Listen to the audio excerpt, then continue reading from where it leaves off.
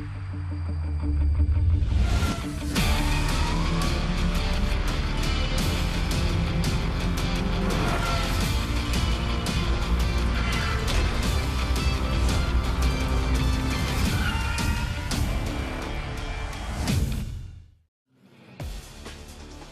and welcome to New York City for round 11 of the ABB FIA Formula E World Championship. After a stint in the African sun, we've crossed the Atlantic to the United States of America for one of the highlights of the FE calendar. With just 6 races remaining, the title fight continues under the shadow of the Manhattan skyline, a classic setting for a fierce championship battle. Now, there are 4 drivers at the top of the standings, separated by just 15 points, and it could all turn on a knife edge here at the New York City E-Prix.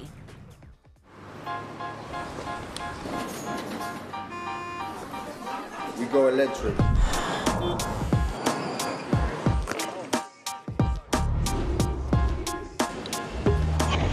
Formula E is coming to town. And now Evans is defending. Checker flag falls. Jaguar win in New York City. Hot dogs, get your hot dogs. What a victory. Stoffel Van Dorn. McLaren has the championship lead. Verne is champion again. Checkmate. So exciting to be here in New York City, the city that never sleeps, but keeping us firmly awake today is our international commentator, Jack Nicholson, 3-time Indy 500 winner, Dario Franchitti. Hello guys, how you doing? We're back in New York for the 5th time. This is a fan favourite, not just with the drivers, is it? It's with the whole paddock. We love coming to New York. What makes it so special, Jack? It's New York City. I mean, I don't really need to explain why New York City is so special. It's one of the best cities in the world, maybe the best city in the world, and every single, we're very lucky. We get to go to a lot of amazing cities. We've got London coming up in 2 weeks' time. We've got Seoul a couple of weeks after that, but there's something about New York, and I think everyone up and down the paddock feels the same. It is. It's incredibly iconic. That skyline is just marvellous to look at. Dario, we are back here. Much more traditional street circuit in New York, isn't it? It's kind of back to the roots of Formula E. The temperature is beginning to rise, but what's the biggest challenge facing the 22 drivers today? Yeah, I mean, everybody's having a great time in New York, but when they come here, it's business. And this circuit is tight, twisty, bumpy, dusty nature lends itself to being it's just a battleground today. And you're going to see a very physical race in terms of drivers actually leaning on each other and maybe even more. But then you've also got a physical race in terms of the drivers. It's so warm, and that creates difficulties for them in the car driving, staying cool, not getting too upset with different things. Then you've got things like battery temperature, because as you regenerate energy into the battery, it heats up the battery. All that's got to be balanced. So yeah. Busy day for the teams and drivers. Yeah, quite a lot for them to think about. That's why they get paid the big dollar. Jack, I mean, we've been at quite a few hot races really now. Marrakesh, Jakarta, here. How much have the teams learned when it comes to managing that battery temperature? Well, I think it's kind of twofold, because they'll have learned a lot. There were a lot of teams that had really big problems in the heat in the last few races. It's not going to be as hot here. It's not going to be quite as critical in terms of battery energy temperatures. But I think it's not only the temperature, it's also the style of track. Dario was saying it, you've both mentioned it, the kind of street circuit we're at. We've had a few hot races at fast circuits with big, long, sweeping corners. Now we're having a slightly less hot race at a circuit with hairpins, chicanes. It's going to be a completely different, I think, playing order almost, or running order. Eduardo Mortara, championship leader, he's been so good over those, Berlin especially, with the long, flowing corners. I think he could be in a bit more for a challenging weekend here. I mean, yeah, let's talk about Eddie Mortara, because he's fresh from his 3rd win of the season. He really is the guy with the target on his back at the top of the standings. What's it going to take for him to, continue that lead? But I disagree with you, Jack. I think I think this is the type of circuit that he is great on, and I expect him to be right up the front fighting for the win. Yeah, absolutely. I think he will be great. I don't know if I'm convinced about the Mercedes EQ powertrain here. Ooh, he said it. Well, let's go down to another driver. He's really in this title fight, and that's Kiwi driver Mitch Evans, who's with Radzi. He very much is in with the title fight here. Mitch Evans, 7 races, 5 podiums, 3 wins. You must be pumped right now. I'm pumped. I'm pretty chilled, but internally I'm pretty pumped. Obviously, full focus now is on quali. It's always a very, very important time of the day to try and put the car up front and obviously try and make our lives a little bit easier in the race. Historically, it's been a good track for us, so FP2 was strong, but quality is always super tight. You're going to have to obviously put together when it counts, so that's what I'm focusing on right now. We mentioned qualies. In terms of racing, there's no question about your caliber. The only bit of inconsistency has been qualies. How are you going to assess this one? We'll find out. But yeah, it's one of these things that like this is very small margins. The cars will be in the right window. I've got to be feeling good, and you got to obviously execute the lap when it counts. We get kind of like 2 shots within the group qualies to make it count. So yeah, we've been a little bit inconsistent with that this year. We've had some really good qualifyings as well. So hopefully today we can add to that. It's always exciting with you about, mate. Have a good one. Thank you, cheers. And with the second place man in the championship, Jean-Eric Vergne, you're the best qualifier so far this season in terms of averages, and you've been in the semi-finals 5 of the last 6 races, so you've got to be confident going into today. Really, I didn't know. I mean, yeah, it's a good statistic. I much rather prefer the point statistic, at the end of the year. But everything starts from a good qualifying, obviously, and I feel good in the car today. Can't wait for qualifying and hopefully getting a very good one. Why not pole? That's what we're here for, and yeah, would be fun. The qualifying's going all right, but are you confident of getting the race win this weekend, or are you just focusing on big points? Yeah, I'm focusing on both, and by big points is the race win. So okay, easy peasy. Easy. All right, thank you. Thank you. So best qualifier, but that win still escapes Jean-Eric Vergne. I mean, he's second in the championship, but is that going to be kind of niggling away in the back there? A little voice saying, you still haven't won a race. I mean, we've never had a champion in Formula E that hasn't won a race in that season. Yeah, I think he's got to win a race to win the championship, Nicky. I mean, just because of the point situation, the difference in points, 25 for a win, 18 for second, that adds up at the end of the year, especially now with the qualifying format, and you're racing week in, week out.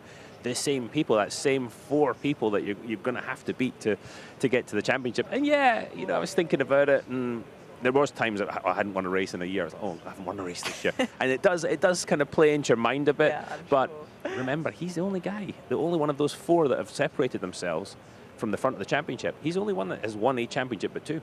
Exactly, and that was here in New York. He enjoyed a huge amount of celebrations, as you say, our only double Formula E champion. He's also got maybe a little bit of help from his teammate Antonio Felix da Costa. I mean, we saw them really working together in Marrakesh, although it didn't really pay off. What happened is that actually Edo Mortara was the unbeatable one. He was unflappable with the DS Cheetahs around him. So maybe he's the man with the tiger on his back. I think Mortara, he's done such a good job. He's had 2 DNFs. He's still leading the championship. Yeah, so amazing. Him, the Venturi team, they're really doing such a good job. They go back again to Mitch Evans. Mitch Evans has, he's won 3 races. We're at the start of the year after 3 races. We were like, it's all over for them. But they did such a great job recovering. We're heading into qualifying very shortly. Predictions, who's on pole position? No idea. I know we can never really give it a good prediction. It's a fool's errand, isn't it? Oh, that's true. Okay, fair enough. And I suppose you don't want to give them the commentator's curse. Absolutely not. Yeah, no. that's why you're saying it. All right then. Well, that leaves us to head into qualifying here as the Battle of Brooklyn will commence in a moment. Could it be a pole position for Sam Bird? He's done it twice before. Let's find out.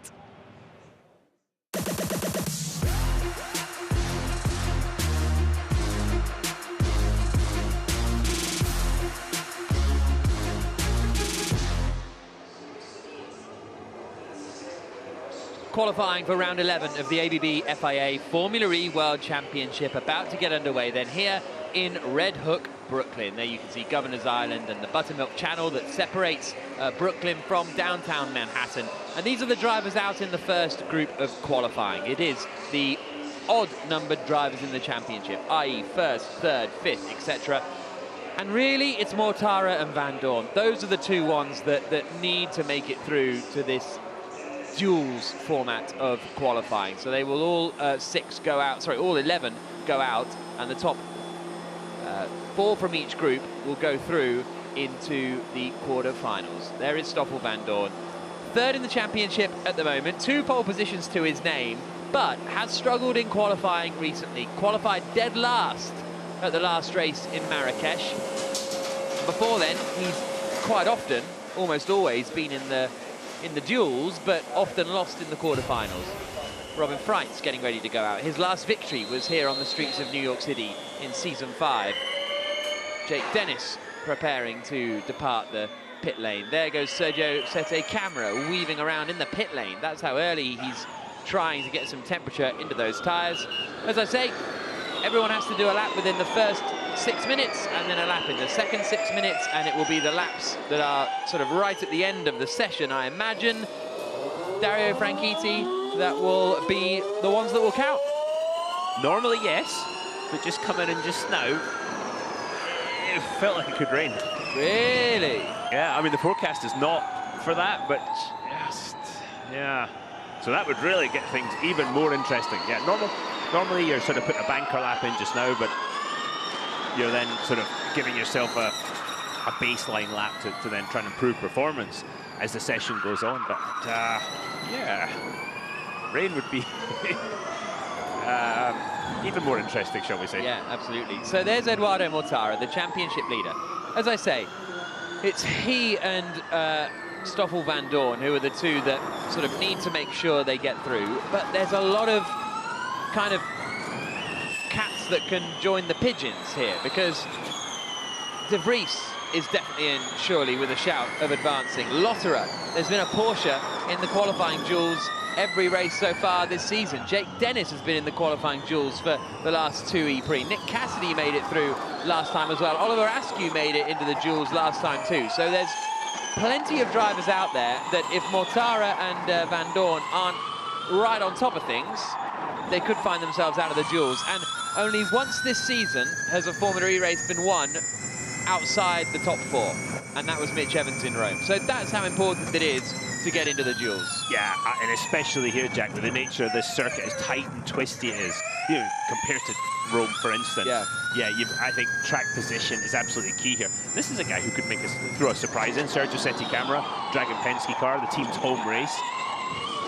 And he's had a few really impressive qualifying performances over the, not only this season, but last 2.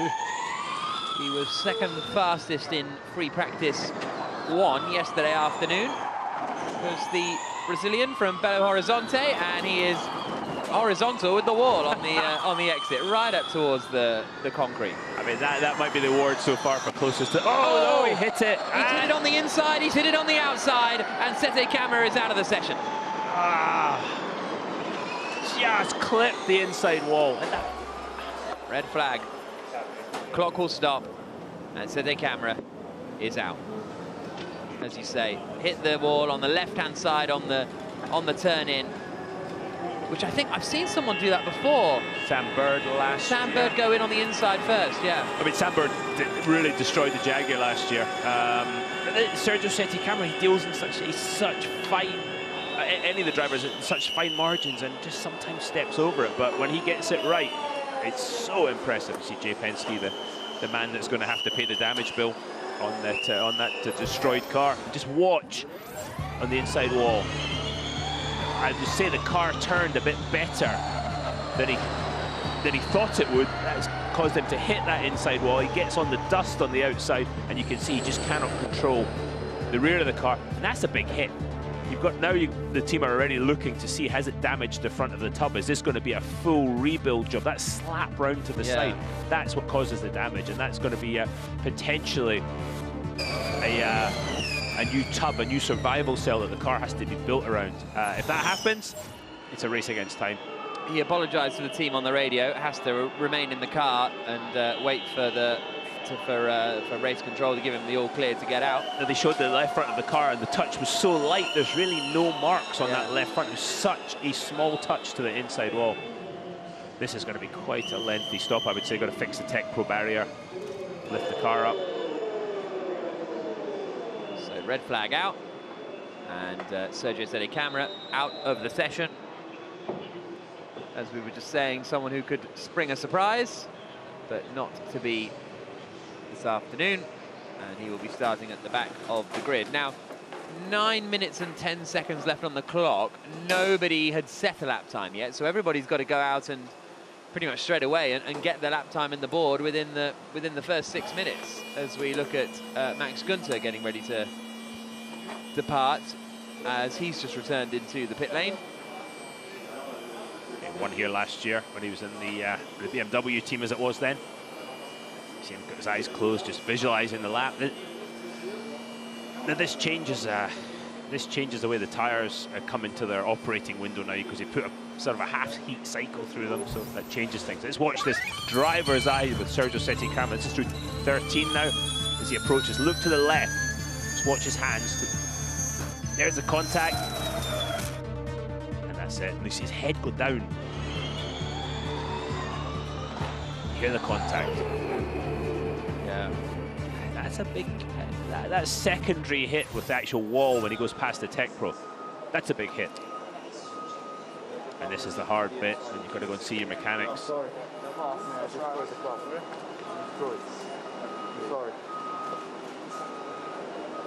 I think you still need to get away for qualifying. It's okay. Okay, everybody, this is race control. Just a heads up. This shouldn't take too long, but we've got a little bit of repair on the barrier that we have to do. So we'll give everybody plenty of time to know when we're going to start again.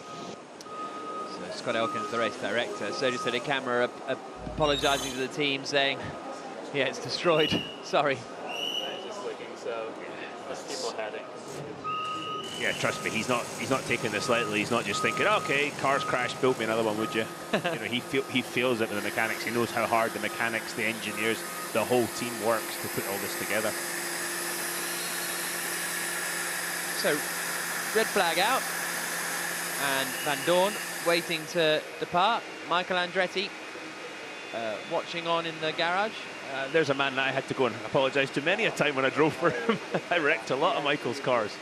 Mind you, as a driver, he wrecked a lot of other people's cars too, so he kind of understood it. Yeah, he had a big wreck in Brazil '93. That's the one I always remember. Oh, F1. I was thinking more Indy cars. Oh, really? I did. Yeah, I don't watch that. You're lost, Jack. You're lost. Yeah, it seems quite easy. Set the camera. Really? So, did you tag me inside level? Yeah. Tag inside level. Otherwise, It's gutted. As his teammate Giovinazzi. This feels like might be our first red flag in a qualifying group session.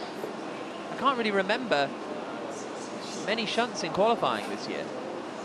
No, I'm racking my brain, which is already damaged, and it's it's tough. But no, this is it's kind of an unusual situation. Eduardo Mortara wants a drink, I would say. Look for a drink. Where did we go?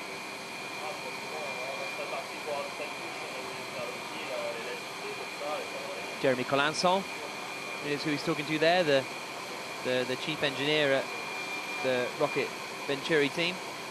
The Mortara frown. Yeah. Sebastian Buemi getting ready to go again. Both he and Gunter in this first part. Look how small the visor aperture is on Buemi's helmet there. That's cool. Not sure you can see out of it, but it's cool. Oh, it's notably small, you reckon? Yeah. I think it is. I like that. Kind of like James Hunt, 1976. Yeah. Nick De Vries has had a pole position this year, second race of the season in Diriyah, but he's only had one duels appearance in the last 4 races. Lucas de Grassi getting ready to head out. He will be out in the second qualifying group, and a bit of itchy feet here for those out in the second group, because what are you going to do at this point? It's quite I don't know. I can imagine that would agitate me a little bit. If I'm in the car and I'm ready to go, then I'm all right because I'm kind of strapped in. But it's a bit of it would be a tricky one for me. I don't know. I'd be sitting down. Yeah. If I was those guys. Let's go down to Nicky. Well, I'm with Sergio Sette camera right now. Sergio, first of all, how are you? Are you okay? Yeah, I'm feeling okay. Well, physically yes, but I mean, of course, mentally I'm feeling very bad. I'm disappointed with myself. We seem to have a good car today, and I think it could have been one of our best qualities of the season.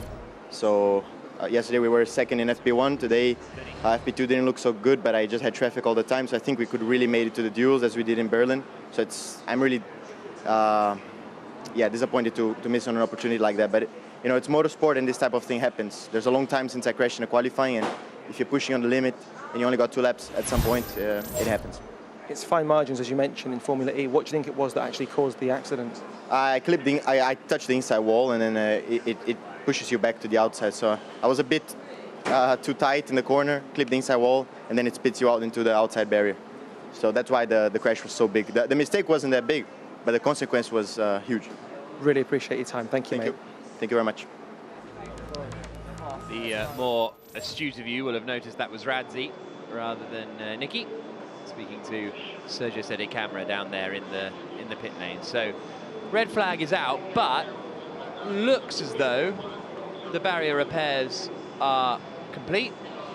So hopefully we will be good to go. It looked like it was just sort of one bit of tech pro that needed a swap perhaps, but we haven't had time of when we'll be going again. Okay, buddy, session's going to restart at 52, about 1 minute from now. Wow, I mean, thank you, Scott. Really good work from the marshals and the track workers to get that done. You know, just listen to Sergio Sede Camera. I have to say, I would still, if I had a team, I would look at putting him in the car. I think he has got his pure speed is right there, and I think the other stuff you could teach him because I think he's smart, which I think for a Formula E driver, if any racing driver, present company excluded, you have to be smart, and I think he is. So Mercedes EQ about to head out onto the circuit when the session restarts in about 10 seconds time before the cars go on track. Let's head down to Nicky. Joining me now is Oliver Rowland from Mahindra Racing. Oliver, obviously we saw what happened now on track. How much of a hindrance, I suppose, how much does this disrupt the session for you guys? Yeah, a little bit. Not really for us. It just delays us a little bit. Obviously, when you hear it and see it, obviously it makes you think about that last corner because it is pretty quick, but doesn't affect too much, and we'll go about our program in the same way. And what are the conditions like out? Obviously, we've seen it's pretty dusty. Yeah, it's very dusty offline. You know, yesterday we cleaned the majority of the track on the racing line, but offline it's very bad. And I think he clipped the inside wall there, but as soon as you get offline, then you're a passenger. And Marrakesh, you managed to get up into second, dropped down the order, but managed to bring home a couple of points. What can happen today? Yeah, hopefully we can try and get in the top 5 or 6. I think that's the target. Yesterday we were pretty strong. This morning we tried some stuff, less so, but let's see now. It all depends on qualifying. All right, well, good luck for quali. Thanks, Oliver. Roland then for Mahindra. Everybody else out on circuit, or well, everybody in this first part of qualifying, because they've still got to get a lap in within the first 6 minutes, which they'll all do fairly comfortably, but that's why they have to crack on with it. De Vries ahead of Van Dorn here, coming into the Manhattan hairpin. And they will get it. Doesn't, and it, you know, there's no sort of, well, it does have to be quick, but it doesn't have to be your best level out. Just a heads up, there's a little bit of foam still there at turn 14, but it'll all go away once we start running. So that's Scott Elkins just saying that there's a bit of foam on the exit of the corner, which De Vries is about to come past now. There you can see it just sort of fluffing around a little bit, but it'll soon dissipate as De Vries comes down into the first corner in the Mercedes EQ. Van Dorn, the third place man in the championship, was the championship leader and is now third after scoring no podiums in the last 2 races, 5th in Jakarta, 8th in Marrakesh. To your point there, Jack, having scored no podiums, he's dropping down the order. You've got to be up there, you've got to be qualifying up front, you've got to get the session right so you can score those podium positions, those big points to get into this to get the championship fight. Stoffel Van Dorn smashes the curb in turn 6. And, you know, I think for somebody like Stoffel Van Dorn, this is a different thing. He knows he's just got to drive a lap on the limit that he's done already. Maybe somebody like an Oliver Askew, he's thinking, right, where is the limit? I've got to find it, I've got to push harder. And so it's a slightly different situation for him and the Sergio Sede Camera, so it's easier for those guys, I would say, to make mistakes because they're having to push more into the unknown. 6.5 minutes to go. Here comes Van Dorn through the final corner, and I think everybody's going to get across the line. It's going to be maybe a little tight for some of them, but we'll keep an eye on it. Here comes Freins across the line. He goes third quickest. Here comes Mortara across the line now, and Askew goes fourth. Mortara goes third. We've got 10 seconds on the clock. There come the Andretti's out of the final corner, and Lotterer is the only one who's going to be a bit close. Here he comes now. Ay, ay, ay, he might have... That was tight for Lotterer. Just like it was last time out in Marrakesh, where he missed it by, I think it was 0.04 of a second. That was tight. Could you say force majeure there this session? You know, he did his best to get out there and to get a gap in traffic. You can't expect him to run on the gearbox of the car in front. It's not his fault that Sergio Senti Camera had the accident. He did his best, I think, to... Yeah, I'm just saying them's the rules. Yeah. Saying them's the rules. Well, we'll keep an eye on that one, because, as I say, it was technical problems in Marrakesh that meant Lotterer couldn't get out the garage in the Porsche until the last moment, and then they missed the cutoff. But that, I don't know. So the naked eye, it looked like he came across the line at 5:59. To be honest, here's Jake Dennis, who's on another push lap. Got very close to the wall at 13. I think he might have rubbed it on the way in. Oh, that car's oversteer, the back of it sliding. And Dennis goes up into 6th place. Now, he had set a lap time. It wasn't a super quick lap time, but he had got one on the board. As Dennis goes up into 6th position. Cassidy, De Vries, Gunter and Lotterer, the top 4 after that first run. And we're on board with Dennis now as he will make his way back into the pit lane. Interesting, they decided to go for another run, and, you know, they're kind of delaying their change onto what is the sort of important tyre, but it looks to me as though they are going to do an out and a prep lap, because that's what they did for that last run. Askew made a mistake somewhere in the middle sector, I believe, and he now returns to the pit lane. So 4 minutes to go, a change of tyres, and everyone will be back out to try and get to that top 4. As it stands, Stoffel Van Dorn would not make it through, nor would Eduardo Mortara. So it's big pressure here on Van Dorn and Mortara. They've got to get this lap done. One lap. Yeah. One lap, and you cannot afford to underdrive it. You certainly cannot afford to overdrive it. We've already seen what happens when you do that. When you make the slightest mistake, you've got to be millimetre perfect in everything you do, and the thousands of decisions that you're going to make over the next 1 minute and hopefully 1 minute 9 seconds. That's why these guys get the big bucks. 69 seconds. That's what it all comes down to. And we've got 3.5 minutes on the clock. There they all are. All the mechanics. See, they're all waiting to go, and the Andretti's are only just getting rolled back into the garage. Whereas the Mercedes go out on circuit. De Vries ahead of Van Dorn, then Mortara.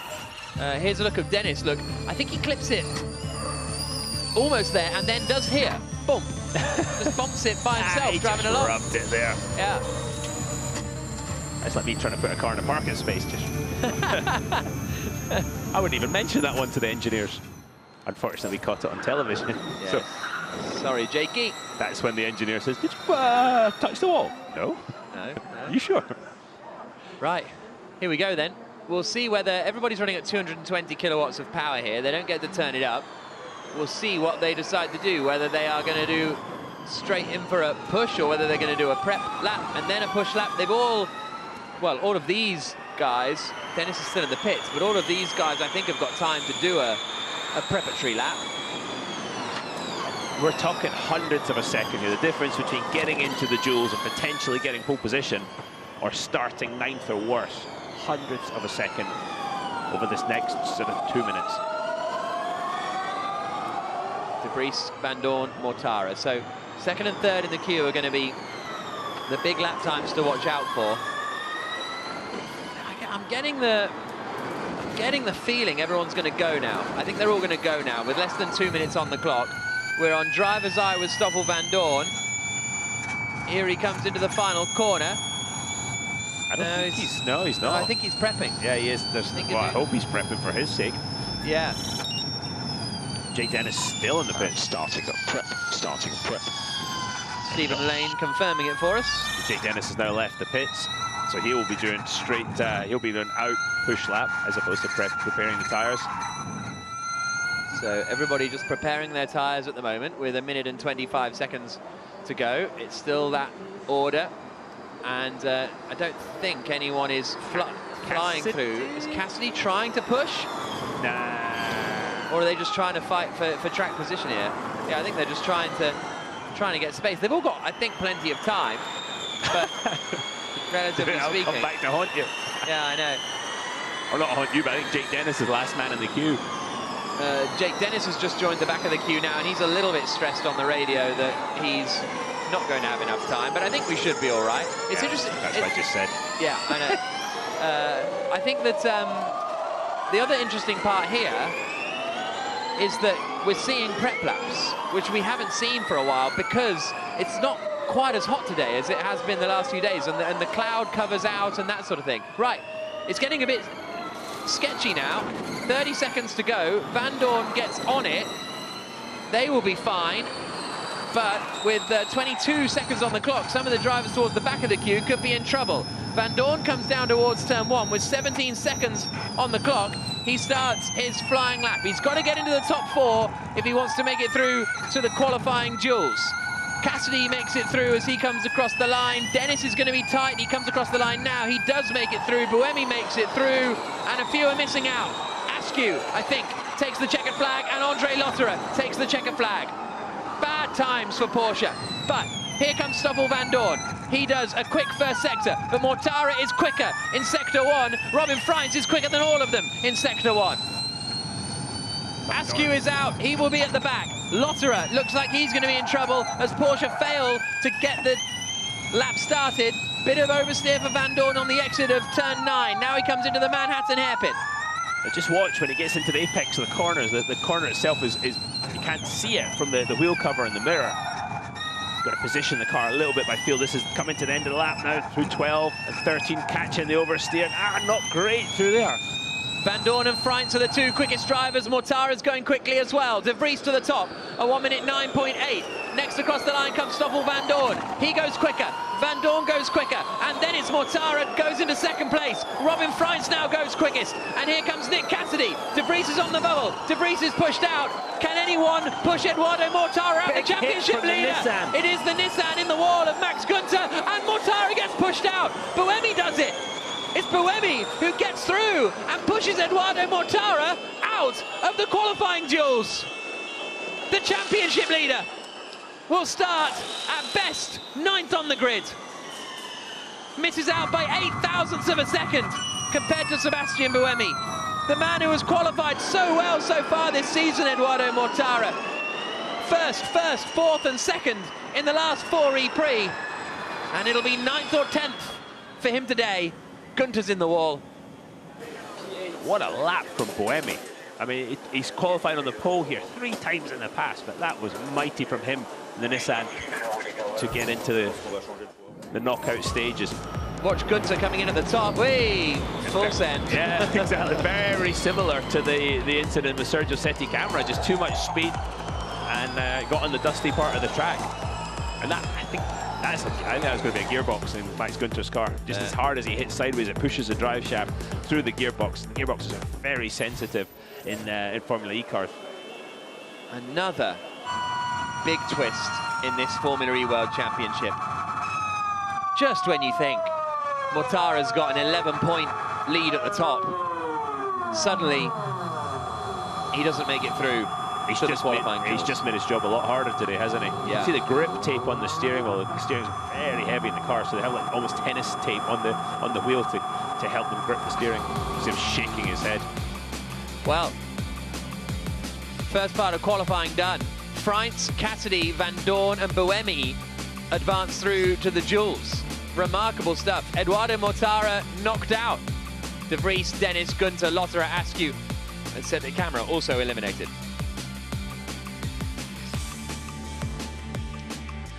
So we'll be moving on to qualifying Group B in a moment, but there's Mortara getting wheeled back into the garage. I can't quite tell if there was some frustrated gesticulation there just as we cut to him. Yeah, or he got his hand caught in the wheel as it was getting turned by the mechanic. He's not going to be happy, let's be perfectly clear here.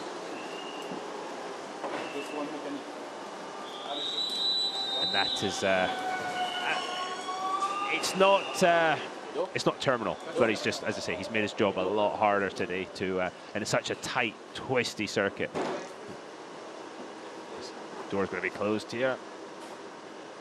Well, that was Jeremy Calançon chasing after him out out the back there, but that's a very disappointed Eduardo Mortara.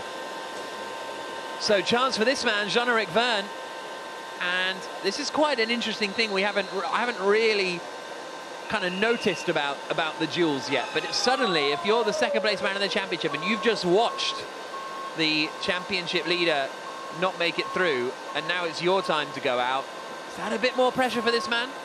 Or is it a bit more relaxement for this man? I would say neither relaxament or pressure. I think you've got to go out and just get the maximum you can. You cannot be affected by anything else that's going on. For us sitting here, there's 3 points available for pole position, and yeah, that you'd rather end of the season. You're going to want them. I think every point is going to count in this championship battle.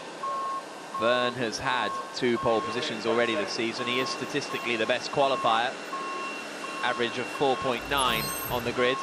Mitch Evans has had 3 pole positions in his Formula E career, his last one coming in Monaco earlier this season for the 4th place man in the championship.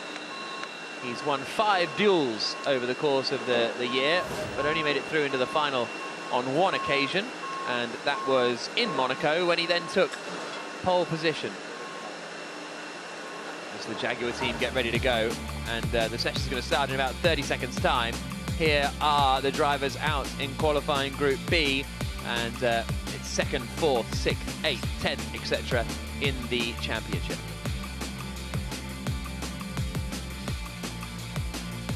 So qualifying Group B about to get underway here on the streets of Red Hook, Brooklyn, New York City, and the light is going to go green now. I think at the end of the pit lane, it does indeed, and we'll see whether there's a rush of cars. Yeah, exactly. Out goes the Mahindra. By the looks of things, maybe both Neos look like they're heading out. That's Roland in the other Mahindra, waiting to go.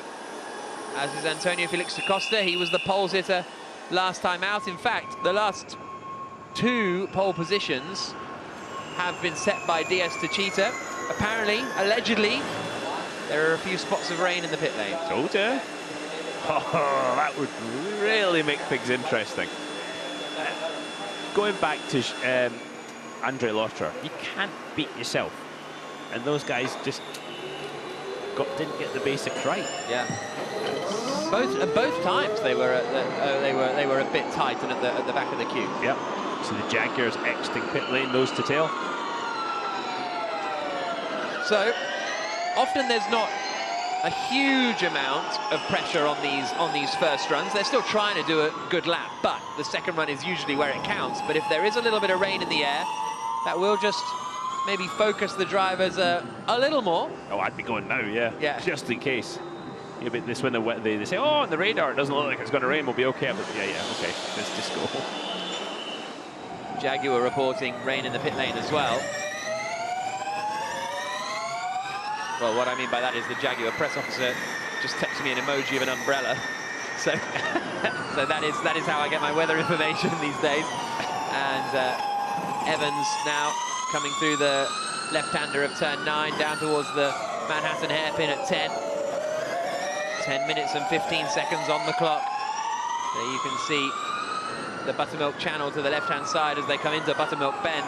So the hard thing for these guys, they might have prepped, they might have set the tyre pressures to do a prep lap as well. But if the rain's coming, which we understand it is, they've got to go now.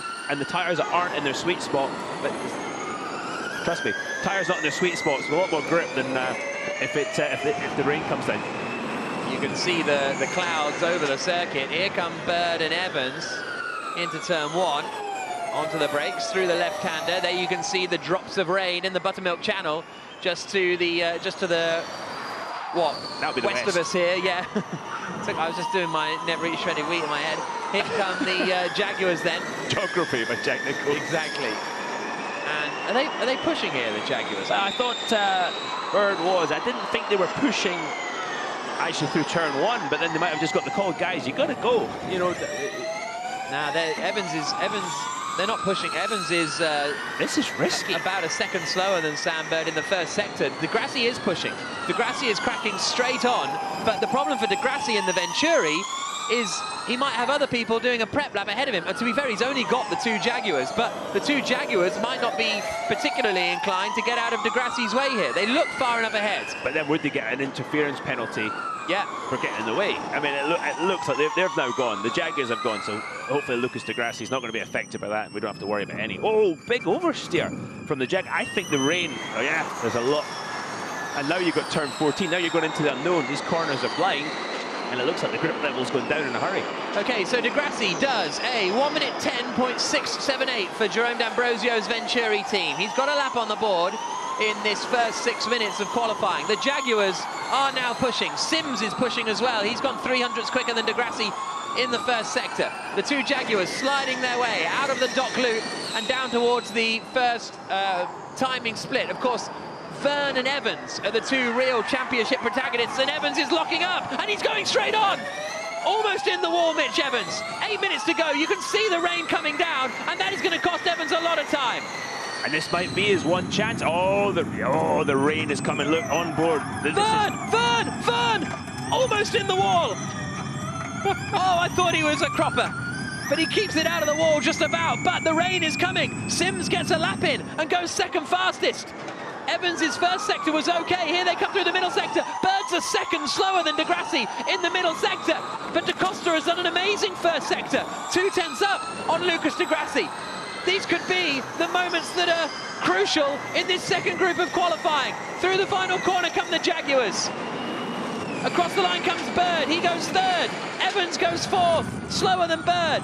They will have time to get another lap in. They will have to put another lap in the second half of this session. But listen to how much Verne is having to lift into the final corner. Verline goes 4th. Now Verne across the line, and it's 6th. And here comes Antonio Felix da Costa.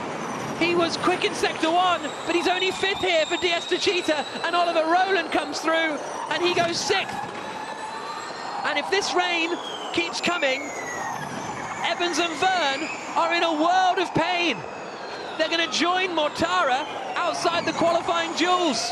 6.5 minutes to go. They are now just going to have to pray that the track dries up. Probably drive quite quickly first, but yeah, this is... you can see actually they're still putting in good first splits, but it's the southern part of the circuit. Looks like it's really raining. And then the southern and the western part, they're now on. So yeah, Degrassi's just done a really quick first sector, but you can see that the rain gets worse, and then he's 5 seconds off in the middle sector. Bird's the same. Good first sector, 1.2 seconds away after the middle. Da Costa, good first sector. Rowland, good first sector. We'll see whether they have pace in the middle. Jean-Eric Verne is currently 8th. This is remarkable. They might have struggled with Eduardo Mortara, but Rocket Venturi, and to be fair, Mahindra absolutely nailing it with Degrassi and Sims. Look at the track. Damp. And these cars are all set up for the dry. They're set up to brake in the dry. The regenerative braking on the back axle, it's all set up for the dry, so everything's going to be changed. This is not going to be fun out there just now. And the fact that we've not had anybody in the wall, touch wood, is testament, I think, to the driving skills of the 11 out there. So, 5 minutes and 20 seconds on the clock. Surely they're just going to keep pounding round, but no, this is it. They're done. Surely they're done. The rain's really coming down, and Lucas Degrassi, Sims, Bird and Verline are surely going to be the 4 drivers that will advance through to the duels. With 5 minutes to go, this isn't drying up. Wow.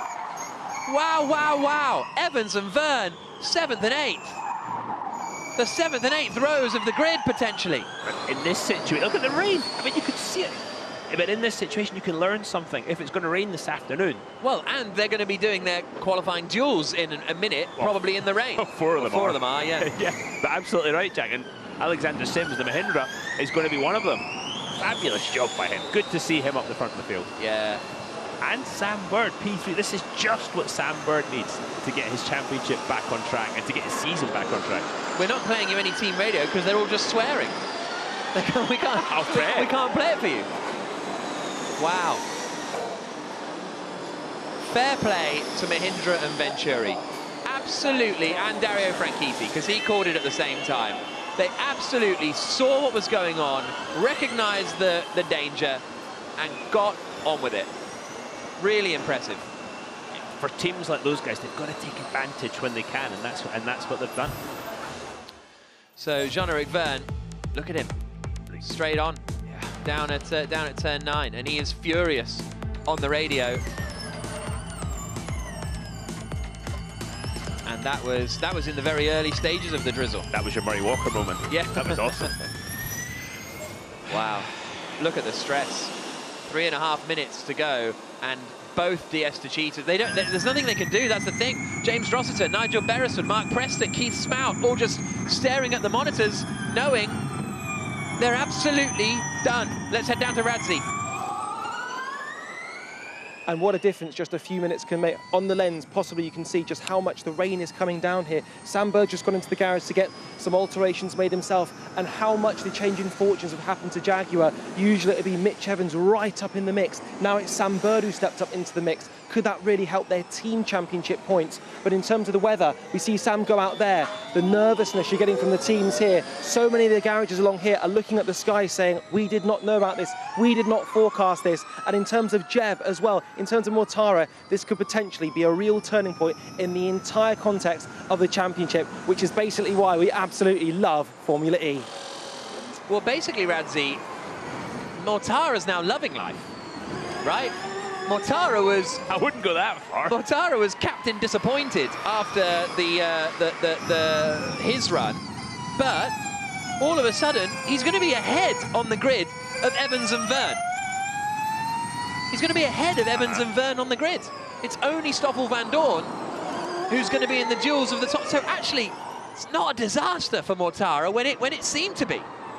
Not as bad as it, yeah. It's not as bad as it could have been, shall we say. Correct. But that brings in, does that bring in the sort of the 5th, 6th, 7th place? The Victor Vries, the Costa, the Freins. Are you surprised they're still doing so many laps? For the ones that are 5th down, I would just give up. You're a quitter. Well, you're just risking the car. You're not going to go faster. For the ones at 1st, 2nd, 3rd, 4th, you're going to have to go and run in these conditions. Unless you're thinking... Have we had any wet running all season?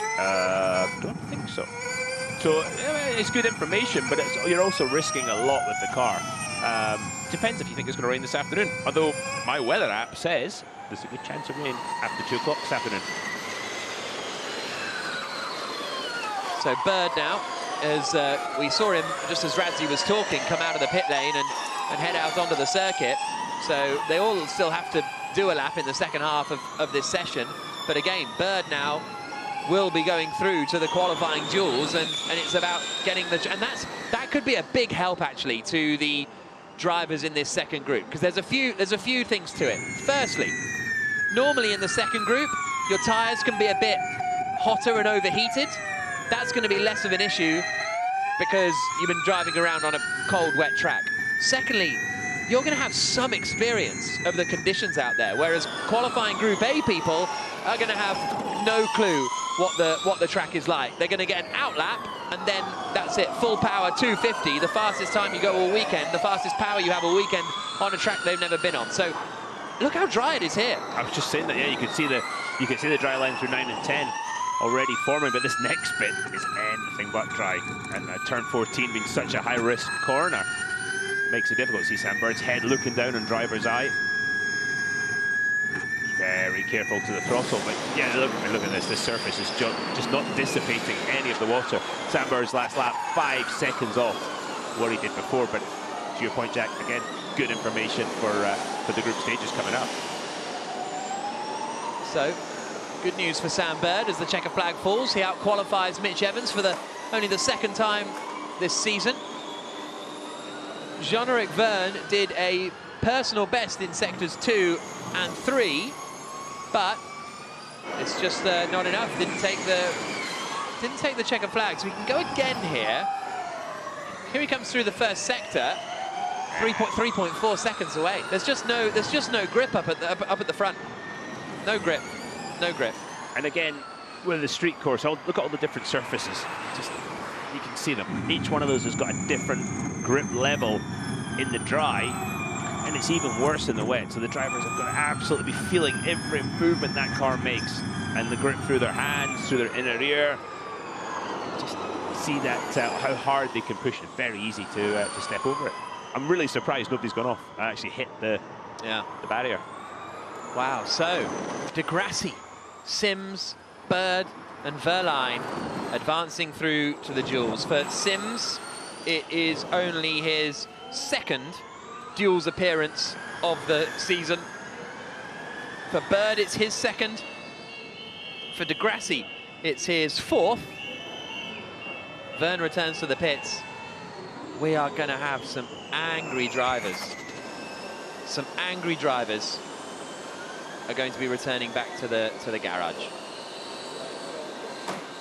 Wow.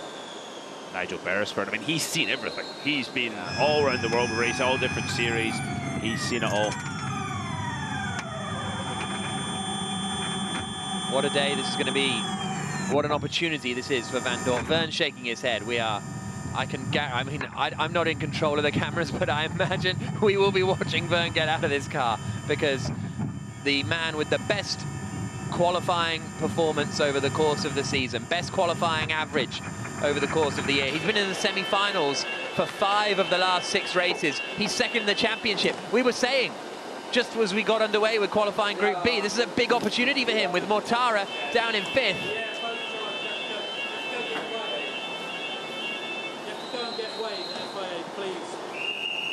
The voice of reason there. Just go and get weighed at the FIA garage is the request. Taking off the hands device from the back of his helmet. And I wonder, like, from Beresford there, is that you've got to do it, but also that'll give you a minute to I think all have the a bit of a... all the drivers have to do it. First thing they have to do is go and get it, and I think that's Nigel Beresford taking charge of the situation and be like, I don't want any... There's no time for any of that just now. Just go do what you got to do. Because otherwise we'll start having a debrief and then we'll forget, and that sort of just get it done. And then you're not starting on the 8th row. Yeah. You're on the 11th row. Mitch Evans, the New Zealander. He too going straight down towards the FIA garage to get weighed. It's days like this that I don't want Radzi and Nicky's job, honestly. I'm so scared interviewing racing drivers, especially when they're angry. Right. De Grassi, Sims, Bird and Verline are the 4 drivers into the duels. Da Costa out, Evans out, Vern out.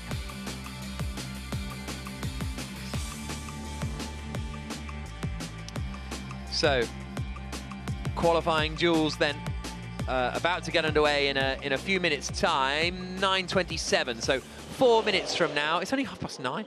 I was thinking the same thing. Yeah, my bagel feels a long time ago now. Right, let's go back down to the pit lane, shall we?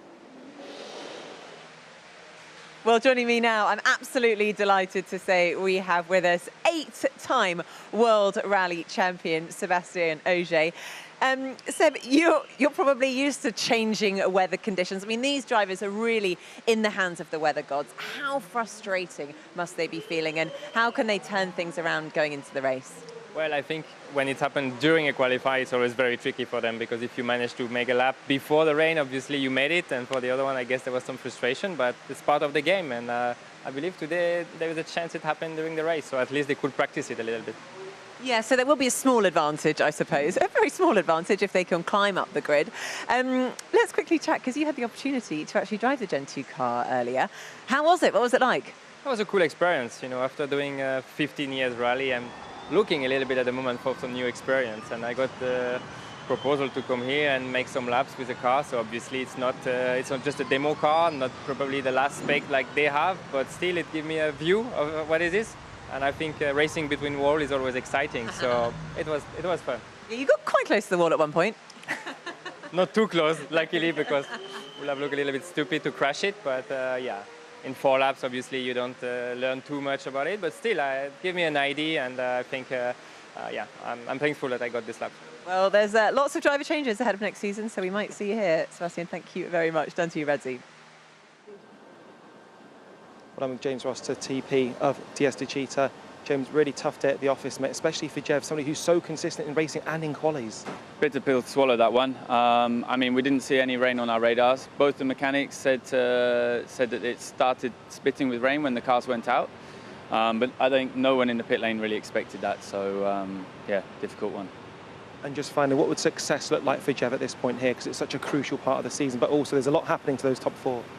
There is a lot happening. I mean, it's going to be an incredible race this afternoon. Let's be honest, those 4 have always raced through to the front. 3 of them haven't made it to the duels, so I think anything can happen. It's all to play for still this afternoon, so we're going to do our best to get him on the podium. Tough to speak in these times. Thank you, mate. Thank you. Well, James Rossiter there, the sporting advisor, I think, at DS Techeetah, and Sam Bird is getting ready to head out onto the track in the qualifying duels that are about to begin in a few moments' time.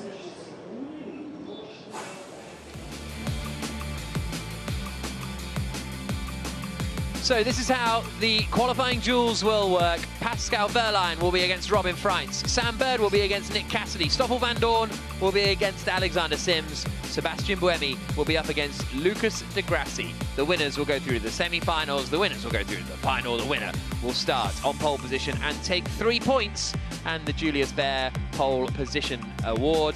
And it's going to be really, really interesting, these qualifying duels. The team's not expecting it.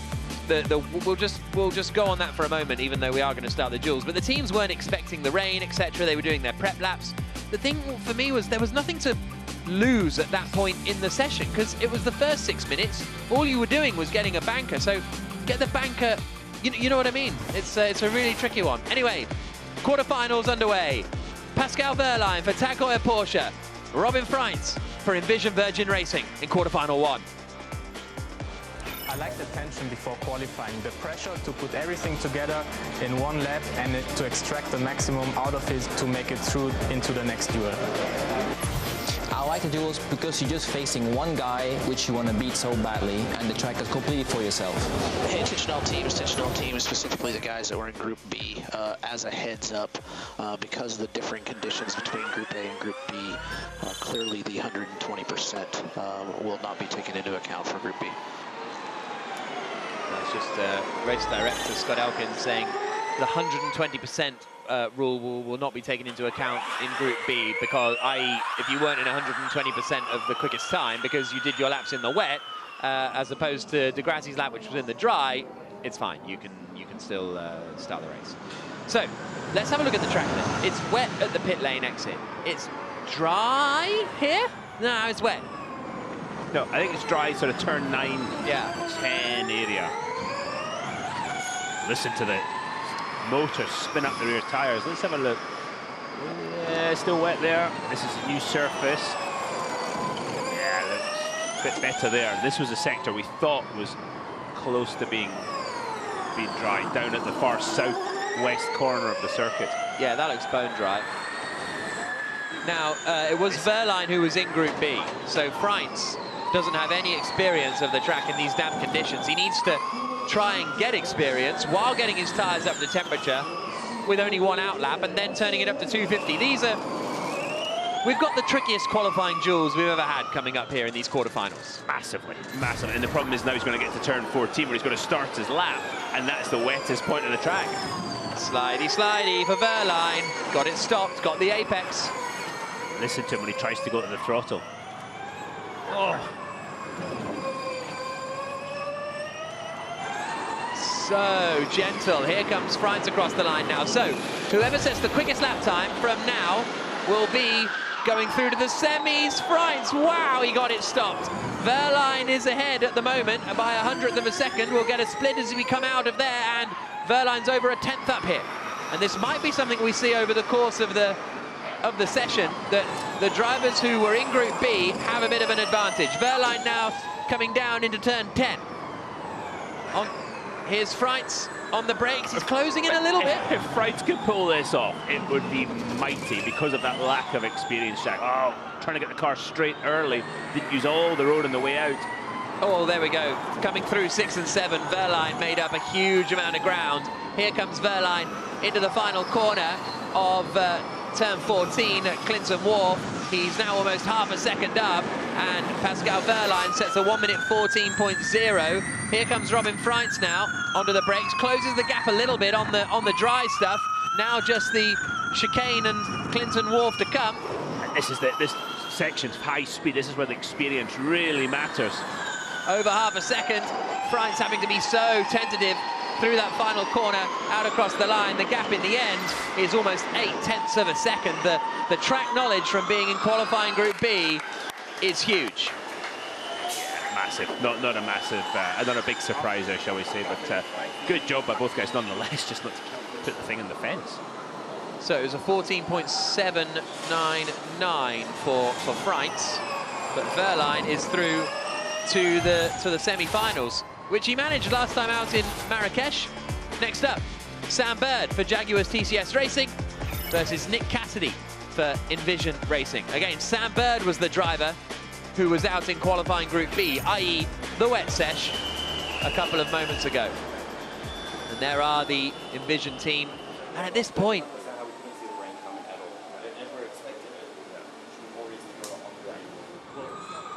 so Evan's saying, I don't understand how we didn't see the rain coming at all, and if we didn't see it coming, even more reason to kind of do a lap if we didn't know if it was. I think that's what he's trying to get at. Anyway, Sam Bird, big lockup.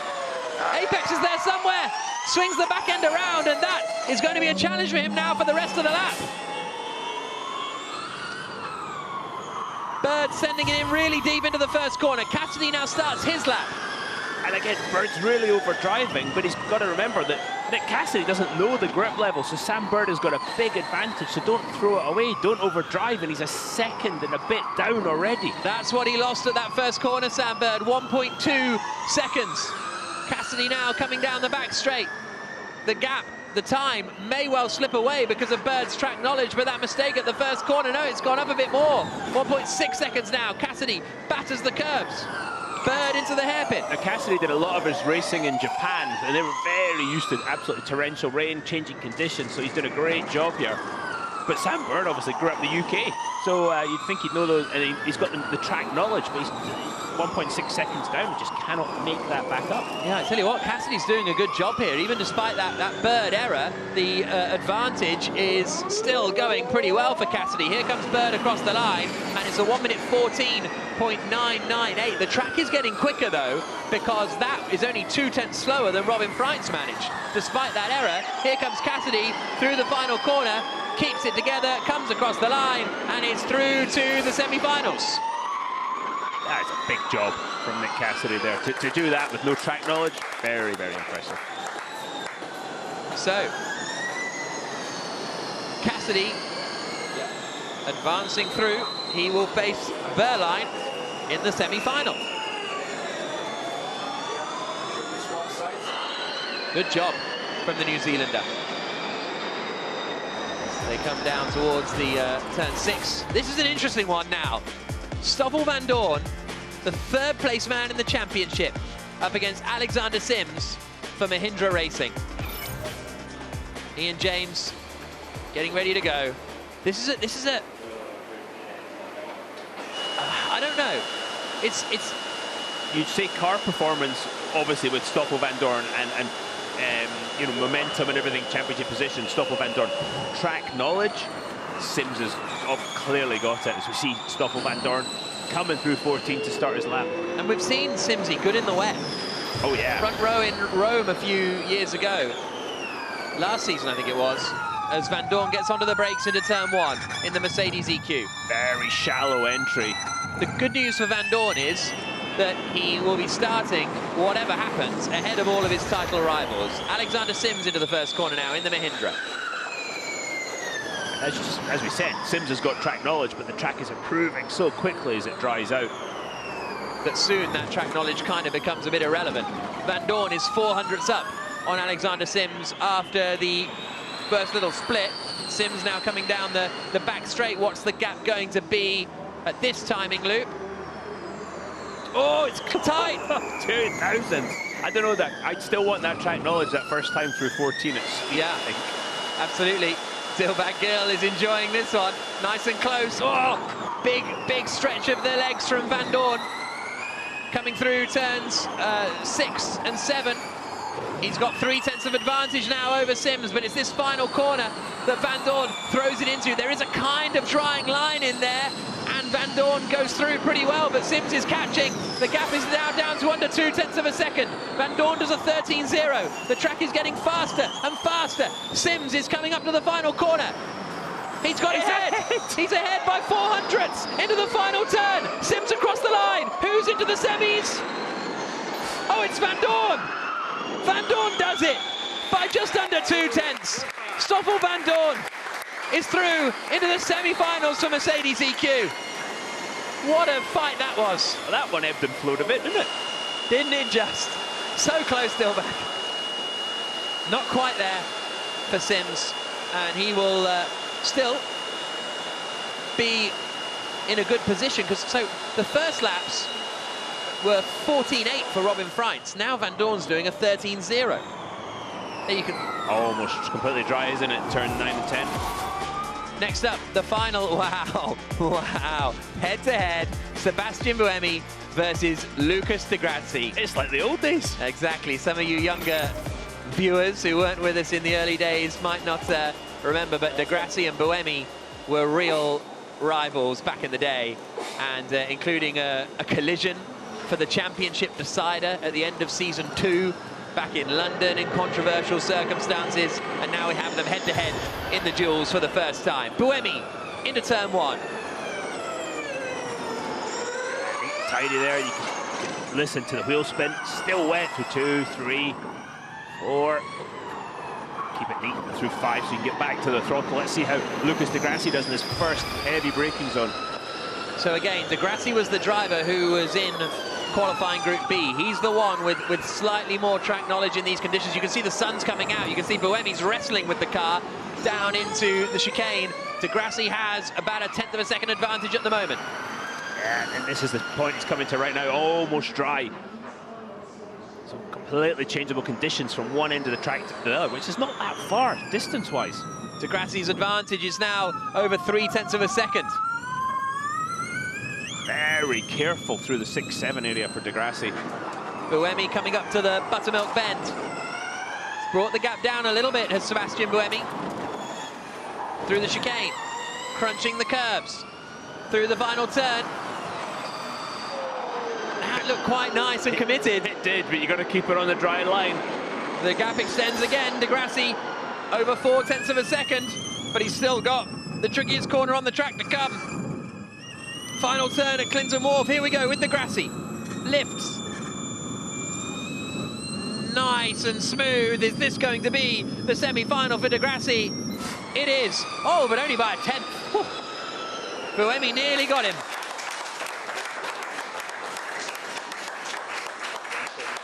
And that lap time for Buemi at 12.6. The track is just getting quicker and quicker and quicker. In so a hurry. That will be 5th on the grid for Sebastian Buemi, which I'm pretty sure is his best qualifying performance of the season. Indeed it is. Lucas Di Grassi will be through. So 5th on the grid for Buemi, 6th will be Sims, 7th Freitz, and 8th Bird. That's how it'll work out behind. But Van Dorn will face Lucas Di Grassi. We're guaranteed to have a Mercedes EQ powertrain in the final. Whether it'll be a Venturi or a Mercedes, we'll find out. You can see some of the rain towards the north of the city there, up over Queens.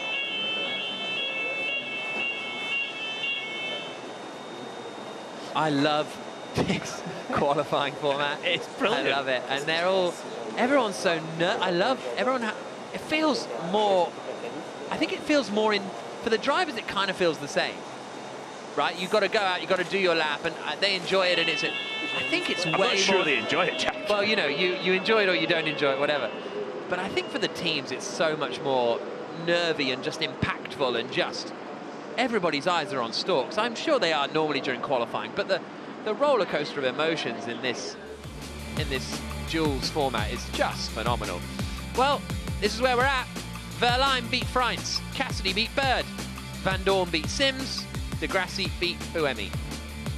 And those will be the 4 drivers through to the semi-final. In fact, that's the first time Cassidy has won a qualifying duel, and he will be into the semi-finals for the first time. Semi-finals coming up in just over 2 minutes' time.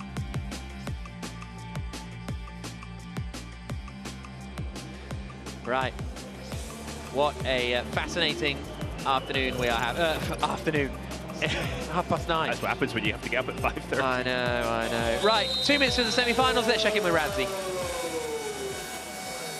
Well, Samba just totting up the scores there. It wasn't to be against Cassidy, but how good does it feel to be back in the duels? Yeah, it feels good. Obviously, I'm disappointed because I felt like I had a much more speed than P8 on the grid today, but it is what it is. Very tricky conditions. When it's wet in some areas, dry in others, you have to still try and push. I've just snatched a break going into turn 1, and in dry conditions, you would snatch a break and lose a 10th. I've snatched a break and lost 1.2 seconds, so shame.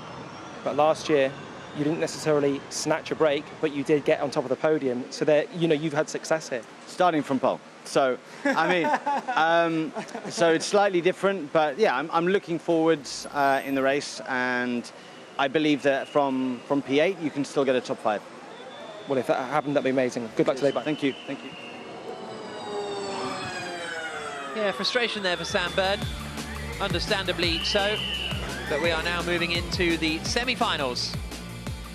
And it will be the man who just beat him, Nick Cassidy, up against Pascal Wehrlein. Wehrlein has had a pole position so far this season. And that came in Mexico City. And he's been in the final twice, actually, beaten in Monaco by Mitch Evans. Semi-final 1 then. It is going to be a fascinating fight between Pascal Wehrlein and Nick Cassidy. Wehrlein has beaten Cassidy once before when they went head-to-head. I focus on myself, I focus on my feeling, and just rely on that and put everything together. Qualifying. This new format, I love it. Head-to-head, me versus him. Great stuff. So, sun's starting to come out in what will, I'm sure, turn out to be a beautiful afternoon in Brooklyn. We've had some rain here over the years, haven't we? I wasn't here actually in the first race. When was it? Season 4, 3, 3, season 3. Season 3. Do you remember you were here in the shakedown session where it was just absolutely chucking it down? Biblical, yeah. I'm pretty sure it rained last year at one point, but maybe I'm wrong. You were stuck in London. Exactly, I wasn't here either. So, well, yeah. Anyway, it's nice to have you back in New York, Jack. Yeah, exactly. Pascal Wehrlein then making his way back out onto circuit. This is more like a traditional prep. He hit the wall. I truly hit the wall there. We're about to get going for the first semi-final in qualifying. Wehrlein versus Cassidy. Wehrlein might have just tapped the wall on the exit of turn 9 on his sort of prep lap, as it were. But there is Nick Cassidy in the Envision car. Here comes Wehrlein through to start his flying lap. Turns it up to full power. Whichever one is quickest will be on the front row of the grid. Down into turn 1 comes Wehrlein. Neat, nice. Turn 2, turn 3. Here I'm playing with the throttle, just trying to keep the momentum up through that section as he's feeling there's more and more grip than he was used to in his last duel. Now Cassidy into the first corner. Again, he makes it through pretty nicely. Watching Wehrlein now at turn 6. Cassidy quicker than Wehrlein through the first couple of corners. That's probably the wettest part of the track, so that's turns 6 and 7, but that also backs on to turn 14. Cassidy through the first sector split. Oh, he's almost 2 tenths up here. This is good stuff from Nick Cassidy. He took pole position here in New York City last year, and he's looking good, maybe for a place in the final. Look at that, 4 tenths of a second after 6 and 7. This is really impressive stuff from the New Zealander. It's over half a second now. Wehrlein coming into the final turn. Now, of course, he was out much earlier on in the session, so maybe the track was a lot wetter then. But Wehrlein across the line does a 10.5. The gap's closing a little. Cassidy up towards the final corner. It's coming down again to just under 3 tenths of a second. Cassidy got a little bit wide, maybe, out across the line. Cassidy through. Oh, only a 1/10 there at the end. That nearly cost Nick Cassidy. But great job, Nick Cassidy and the Envision team. Into the final and a front row start for the first time this season. And smiles all around at Envision and satisfaction all around as well. A good job from Nick Cassidy to advance through to the final. And he will face either Stoffel Van Dorn for Mercedes EQ or Lucas de Grassi of the Rocket Venturi Racing team. Van Dorn is the driver in championship contention. Third in the standings. Huge opportunity for that man there, Ian James, and his driver to get back into the lead of the championship. Jerome D'Ambrosio's Lucas de Grassi needs to kind of do one for the team here, doesn't he? If he can stop Van Dorn getting into the final, that'll help Mortara, his teammate, in their championship fight. Also, it'll help Rocket Venturi in their team's championship fight against Mercedes. Wibbly-wobbly for Van Dorn as he starts the lap. Yeah, it looked like he was a little bit aggressive on the throttle out of 14, but he held it well. Oh my, it's so much drier through turns 1, 2, 3, 4, through that whole loop with far end. 4 seconds a lap quicker than in the first qualifying duel. In fact, we're basically back down to dry times now in the sort of mid 1 minute 10s. Here comes de Grassi through the first couple of corners. Van Dorn now is up at turns 6 and 7. De Grassi's almost 2 tenths down. Yeah, de Grassi looked very cautious, almost turns out overcautious through the first couple of corners there. And you see Van Dorn stretching that advantage. De Grassi onto the brakes. Now over a quarter of a second between Van Dorn and de Grassi. Up now towards turn 9. Gap comes down a little, under 2 tenths. And again, de Grassi shaves a little bit of time off. Here comes Van Dorn to the final corner. You've got to be brave through here, but you cannot get offline because that just bleeds away time. De Grassi catches a little bit more. Van Dorn across the line, a 1 minute 9.5. De Grassi coming to the final corner. We'll get a split here just before he comes into it. And he's closing in again, a tenth of a second. This is going to be tight. He's fighting the car. De Grassi to the line. It's not enough. 400ths. Wow, he closed in. Lovely. In the second half of that lap. Yeah, great recovery. But it is Van Dorn that goes through, a 1 minute 9.515, which is an identical lap time, actually, to Pascal Wehrlein. So that wouldn't, Van Dorn wouldn't have beaten Cassidy. De Grassi's did a 5.559, so that means Wehrlein will be third on the grid and de Grassi will be fourth on the grid. So behind the front row, it'll be Wehrlein third, de Grassi fourth, Buemi fifth, Sims sixth, Freitz seventh, and Bird eighth. And then ninth on the grid will be either Mortara or Da Costa, depending on who takes pole position. So that's the running done for the session for the Rocket Venturi team. And it'll be 6.5 minutes until we get underway with the final. Cassidy versus Van Dorn. Both have had pole positions in their career. Now here's a look at Lucas de Grassi coming into Buttermilk Bend. Oh yeah. A little tap on the wall on the exit. Yeah, just a rub. Just that you'll see it from here. Yeah. He hit it square on though, so it actually probably didn't even catch the suspension, just the bodywork of the car. So just finding the limits. Yep. There is de Grassi back into the pit lane.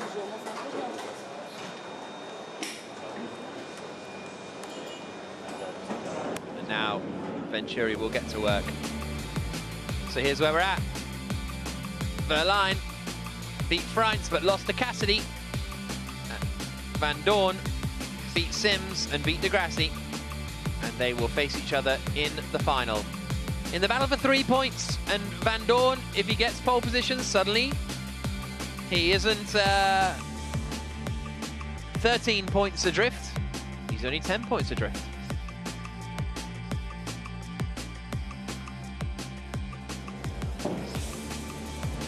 So the rain has passed, seemingly.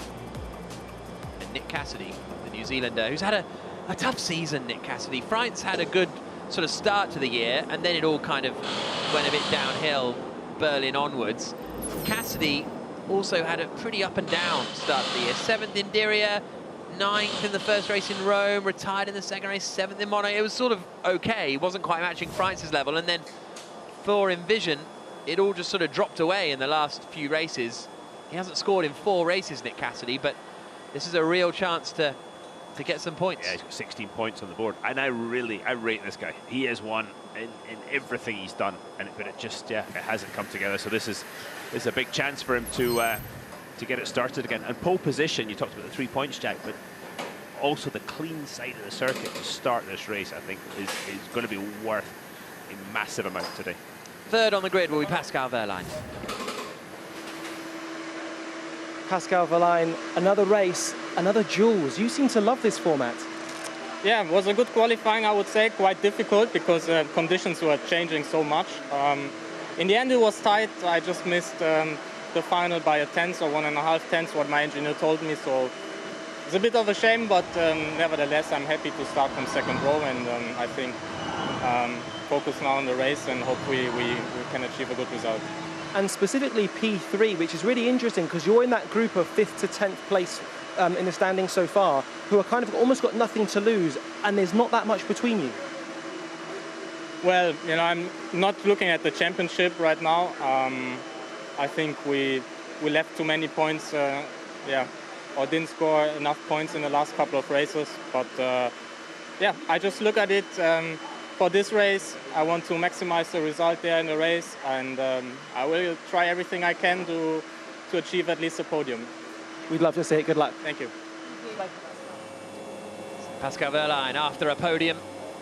Nick Cassidy after a pole in 3 minutes' time. So this is a lap of the New York City E-Prix circuit. This is in the nose of Nick Cassidy down into turn 1. So you'll see he'll miss the curbs, but that's because obviously this is right in the middle of the car, and the corners are catching the curbs. Lovely there, you can see the vibration from the car as he hits and that curb as well. Listen to the wheel spin. Gets back to the throttle. And you see the surface dry out. And trying to pick out your braking point for turn 6. You see all the bits of rubber coming flying off as he brakes.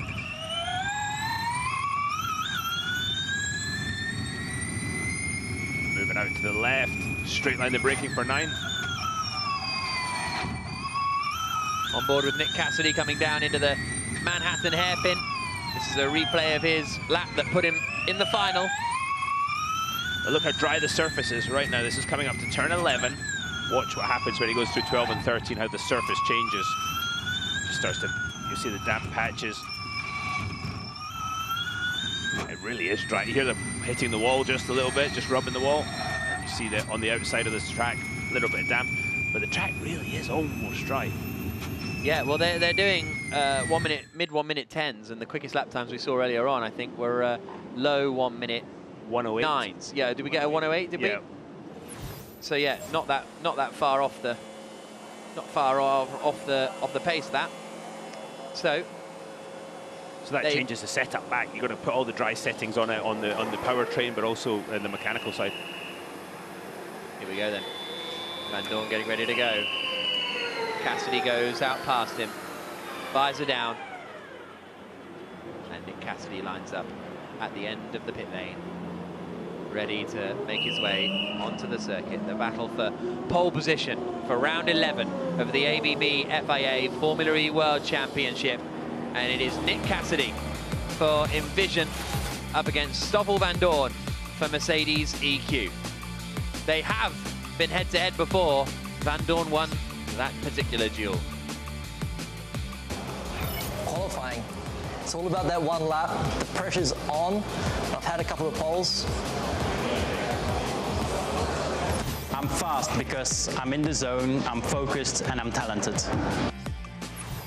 I love that Cassidy clip. Love that Cassidy clip. Shame he hasn't been in the duels enough for us to see it before. But he has had a couple of poles. Nick Cassidy, pole position in Rome last year, pole position in New York last year, and looking for a third pole in his Formula E career. Stoffel Van Dorn, on the other hand, has had many more pole positions. A bit of a monster qualifier, Stoffel Vandoorne. Looking for his 8th pole position in Formula E it would be, and it would be his 3rd of the season. No one this year has got more than 2 poles. Vandoorne, Mortara and Verne all having 2. And a reminder, if you're just joining us, this is huge for Stoffel Van... Well, no, actually this isn't huge. The 3 points for pole could be huge, but he's going to be starting on the front row of the grid, Stoffel Vandoorne. He's 3rd in the championship, and the 2nd place man in the championship, Verne, is going to be on the 8th row of the grid. 4th place man in the championship, Mitch Evans, is going to be on the 7th row of the grid. And then on the 5th row of the grid is going to be championship leader Edoardo Mortara. So Vandoorne is in the box seat this afternoon, whatever happens over the next 70 seconds. And those other guys you talked about, Jack, they're in that position where the accidents happen. Yeah. Contact happens on the first lap. And this is the last 3 tracks, Marrakesh, Jakarta and Berlin, they've been pretty straightforward to overtake on and to make progress through the field. It's doable here in New York, but nowhere near as easy. It's got to be one of our hardest tracks, and the incidents of contact on this circuit are more than anywhere, I would say, as Cassidy comes through the last corner, winds up to start his run for the pole position. Here we go then, battle for pole. Nick Cassidy in the Envision car, the New Zealander, gets onto the brakes into the first corner. Good through there so far. Very talented driver, Cassidy, in his 2nd year of Formula E racing. Keeps it neat and tidy as he exits through the dock loop and down the back straight. They're going to kind of go past each other here. One going one way, one going the other way, as Vandoorne starts his lap now. No points here last season. Cassidy is quicker through the first sequence of corners. The car really was turning nicely when he was on the throttle coming out of turn 7. Now he comes into the left-hander of turn 9. Let's see what the advantage is and who it is for. It's for Cassidy by over 1/10 of a second. Vandoorne missed the curb in turn 6. He's been taking a lot of curb all weekend, or today and yesterday over turn 6. But he's catching Cassidy. 200ths between them now. Cassidy through the chicane. Oh, so much curve on the left-hand side. Now into the final corner for Cassidy. The car's so loose.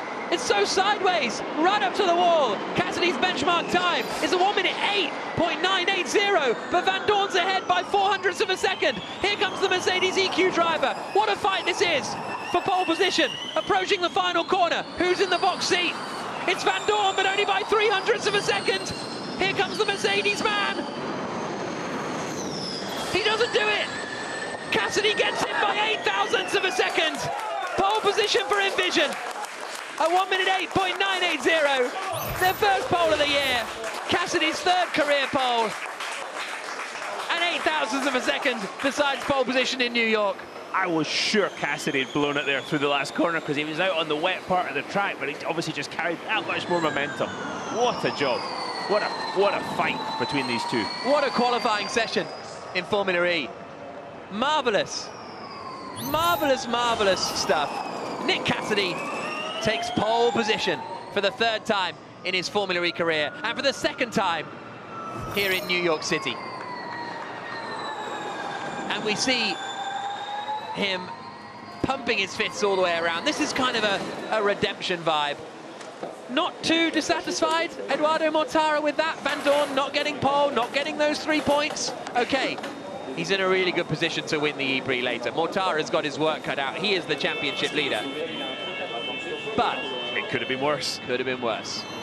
He maintains his 11-point lead at the top of the championship. Could have been trimmed down to 10 if Vandoorne had taken that pole. But it is that man, Nick Cassidy, who secures it. The 27-year-old from Auckland. Did a bit of racing in Europe, but then kind of ran out of budget and had to go to Japan to do his racing. Was superb over there, won their single-seater series and their GT series out there. And now finds himself in Formula E. And he has been very impressive, but a little bit not quite there this season, but he's on pole position for round 11 of the championship.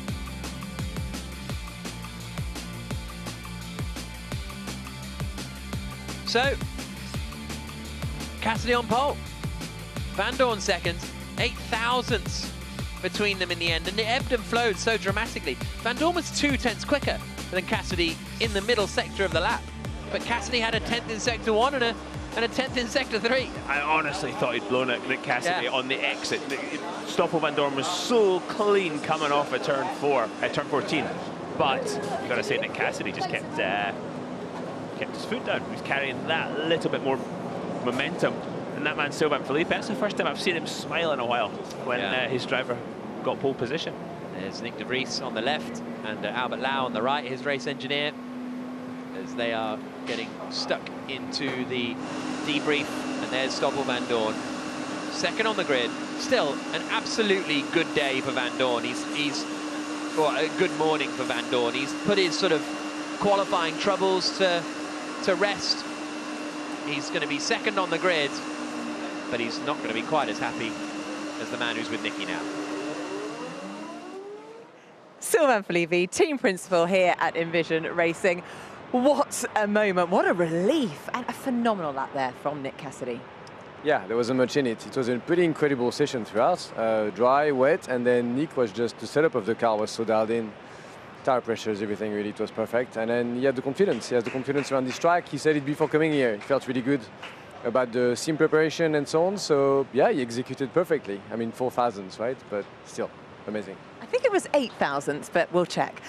Yeah. But it was very, very close. Let's just talk about the fact that, you know, I mean, Nick has had, what, 3 races where he's finished in the points. So could this be a turning point for him to really bring a good points haul home for the team? Yeah, we haven't lost. We've had some bad races, but to be fair, we have explanations for most of it. Like, it was a freak situation of tarmac, hot temperatures and so on, and we struggle with our car setup. Tracks like this suit us a lot better. And even though it's hot, it's less hot. So yeah, let's see. I think we could be in for a stronger end of the season, or at least we're not getting defeated, put it that way. Brilliant. Well, thank you so much, and we'll be keeping our fingers crossed for that lights flag finish. Sylvain Philippe, thank you. Well, we will see what Envision can do later on. There's Stoffel Van Dorn getting himself weighed out at the back of the garage. And the rain has passed for now. I haven't looked at the forecast for later on, but we'll see whether we do get any more rain this afternoon. Not that looking at the forecast seems to be the way to go. If earlier in qualifying is anything to go by. Some great views from the top of the New York Dock Company. Now it's time to hear from the man who is starting on pole position for the New York City E-Prix. Nick Cassidy, your first semi-final of the season, your first final of the season, and now you're the pole sitter. How on earth are you feeling? Man, I'm stoked. Epic quali. Had been a tough day, tough morning. We had a failure on the car this morning, so I went into quali quite blind, but all worked out. Disappointment for Robin, but not for yourself. Your team are absolutely elated. Yeah, I hope they are. I mean, they've been working super hard. The last few events have been really tough for us. I felt like we made a big step in quali at Marrakesh, made it to the Jewel again, finding our form again, and this is kind of proof of it. And even Robin, I mean, you know, he's still in the top 8. He's there, so it's a really good day for the team. And in terms of experience from racing in Japan, how did that play out? In terms of that wet weather that you had here to contend with, such changing conditions? Yeah, well, I didn't expect to go through the first Jewel. I mean, the guys in Group B had a wet track. They had the experience of the track, and for me, Jewel 1 was, you know, I don't know what I got. So I thought Bird would have me there, and I really had to push to do something special, and that was kind of the key moment, because after that, you know the condition, and you can kind of adapt, and then we're okay. It was more drama than Game of Thrones, and we absolutely loved it. So not only did you get 3 points, but you also get this fantastic trophy. And to present the trophy is Jacob Boganski, the director of Bosch Motorsport, with the Julius Baer Pole Position Trophy presented to the New York E-Prix 2022 champion, Nick Cassidy. So pole position for Nick Cassidy. He's always got a can. He's honestly always got a can. It's quite egregious on occasion. Cassidy then on pole position for the New York City E-Prix later on, and that was a man full of relief, wasn't it? I think it's fair to say a real kind of relief for Cassidy, and some justification that the team are going in the right direction and working out their issues, and not dissimilar to what Sylvain Philippi was saying just before that as well, that, you know, various circumstances have stopped them really being front runners since the first part of the season.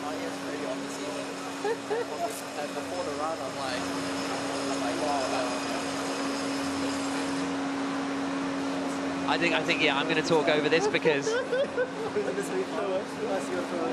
Yeah, okay, before... I'm going to talk over them because I was waiting to listen to see what they were saying, but the swearing just felt inevitable. Van Doorn's in a good mood, isn't he? I'll get you back now, so it's fine. I gave you quality. He's in a right giggly little mood, isn't he? Let's see how he's doing. Radzi? Stoffel, once again, it's back to normal proceedings. You're back in a duels, but in terms of, we see you often in duels, but not go so deep. You must be pretty happy with that. Yeah, I'm pretty happy to be starting P2, but a little bit frustrated to miss out on pole position by such a small margin. But no, that's the way it is. We're still in a good position. I think our car has been competitive all weekend so far, and yeah, I'm just confident in the race. So let's see what we can do. New York generally so unpredictable. That qualifications was off the charts. Have you got an exciting race today?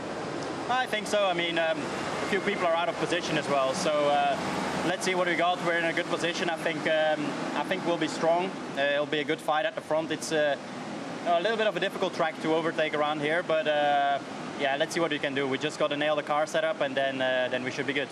The top four couldn't be any more exciting. Game on for today, mate. Thank you. Stoffel Vandoorne for Mercedes EQ. Second on the grid, on the front row.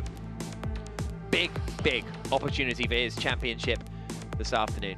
We said it many times, your championship can be decided on your bad days and when you don't have the bad day, right? When everyone else in the top four is not even through to the duels, and Stoffel Vandoorne is starting second on the grid. It's a really remarkable afternoon we are in for here in New York. Of course, a double header as well. Last couple of races have been single headers, but we'll be doing it all again tomorrow. I haven't looked at the forecast for tomorrow either, but we will be very interested to see what happens. Here's a look back at the highlights of the qualifying session. Absolutely remarkable session it was, and it started with Sergio Sette Camara in the barriers in the first part of qualifying. That brought out the red flag. Stoffel Vandoorne was able to advance through. Jake Dennis had quite a dramatic slide, but Vandoorne was back to his qualifying best. Then in the second group, it was all very busy. Max Günther hit the wall on the exit of the final corner. Eduardo Mortara, though, was knocked out and didn't make it through. Then the rain came down for the second group of qualifying. Huge lockup for Mitch Evans. Big moment for Jean-Eric Verne. Neither of those two title contenders made it into the duels. Lucas de Grassi did. Jean-Eric Verne was out and furious with the DS Techeetah team. The second place man in the championship and the fourth place man in the championship, Mitch Evans, out as well. The sun started to come through for the duels. Robin Freitz was up against Pascal Wehrlein and got knocked out. The Porsche driver making it through. But Envision had another chance with Nick Cassidy, the New Zealander, very impressively managing to beat Sam Bird after Bird's mistake down at the first corner. Cost him 1.2 seconds. Double frustration for Jaguar. Stoffel Vandoorne was up against Alexander Sims in what was a very tight fight.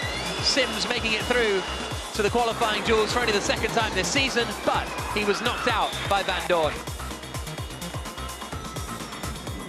Lucas de Grassi was up against his old rival Sebastian Buemi in the final quarter-final, and it was de Grassi that came out on top for Venturi.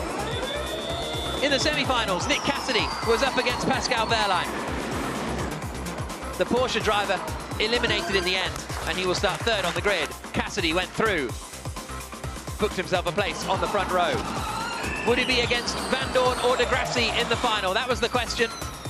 And ultimately, the answer was Stoffel Van Doorn. De Grassi with a little wall tap in the closing stages, and that was enough to send the Mercedes EQ driver through. Then the battle for pole. Cassidy was a little bit away in the early part of the lap, but he got closer and closer to Van Doorn. Van Doorn had a little bit of a moment coming down into turn 6. That cost him a fraction of a second, and ultimately, a fraction of a second was enough. Van Doorn came across the line and was 8,000 slower than Nick Cassidy. Envision grabbed their first pole position of the season. Cassidy grabs his 3rd career pole, and he will start at the front of the grid for the New York City E-Prix.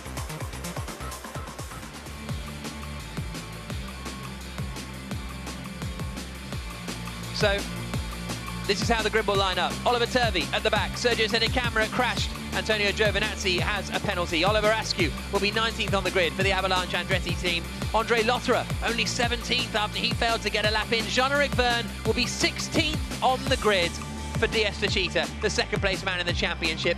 The 4th place man will be 14th on the grid. 12th place for Oliver Rowland with Nick de Vries in 11th spot. Antonio Felix da Costa in 10th. Championship leader Eduardo Mortara is 9th. Could have been a lot worse for him today. Sam Bird is 8th quickest, just behind his old teammate Robin Freitz in Envision. Alexander Sims has his 2nd best qualifying of the season in 6th. Sebastian Buemi has his best qualifying performance of the season in 5th. Lucas de Grassi has his best qualifying performance of the season in 3rd. Stoffel Van Doorn, the 3rd place man in the championship, is on the front row. But it's Nick Cassidy who will be on pole position for the Envision Virgin Racing. An unbelievable qualifying session there. Nobody could have predicted that. Huge congratulations to Nick Cassidy. But we're here with Delphine Biscay, the team manager at Rocket Venturi. Highs and lows going on in the garage here during that session, wasn't there? Let's talk about the positives. Lucas de Grassi there, P3 on the grid, and battling against his old rival, Sebastian Buemi. So good to see him on top. He's really happy to be 3rd today. I mean, we were pushing and waiting for duels, to have Lucas in duels. And he's done a great job. He was very, very, very close, and we were really hoping that he could pass to the final. But 3 is really good for us. So with Edo, championship leader, starting 9th, what can you guys do today? What is a realistic target? I mean, we'll try our best. We think we're quite strong on the race. We've learned a lot with the past races in Jakarta and Marrakesh. And we've got quite, I think, good strategy now, and the engineers have worked a lot on the strategy, on the software, on everything for the energy, the temperature management. So we really hope that we will make the difference there. 8,000th seems to be the time. I think it was 8,000ths between Nick Cassidy and Stoffel Van Doorn for pole, and 8,000ths was what Edo missed out on to get through to those duels. So it is incredibly close here in Formula E. The times just get tighter and tighter. But there is such a confidence with Edo this season. You know, that's coming from the team, obviously the performance. Do you think he can really turn things around and show us that pace that we saw from Marrakesh? We really hope to.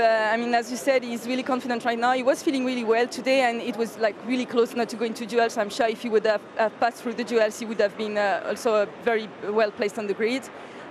So we think he feels the car well here. So he's got confidence, and we'll see where we can go. Well, thank you very much, Delphine. Darren, I've got to ask you, Stoffel Van Doorn.